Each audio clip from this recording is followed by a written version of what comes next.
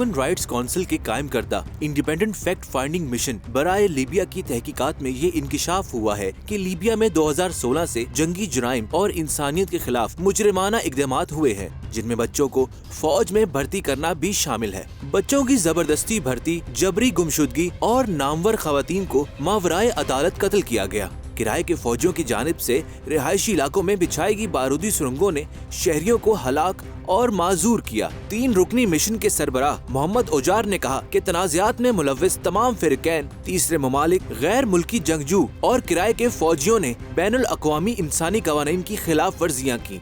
UN mission ने report में रूसी सिक्योरिटी कंपनी वैगनर ग्रुप के जंगी जराइम में मुलव्विस होने की निशानदही भी की है। आलमी ताकतें अपने मफादात के लिए कमजोर और कुदरती वसाइल से मालामाल इस्लामी ममालिक पर दहशतगर्दी के खात्मे की आड़ में हमला करती हैं। फिर इन ममालिक में इंसानियत सोच जराइम का इर्तकाब किया जाता है। मगरूर आलमी ताकतों को इस्लामी ममालिक में इंसानी हुकूक की खिलाफ वर्जियों का जवाब देना होगा।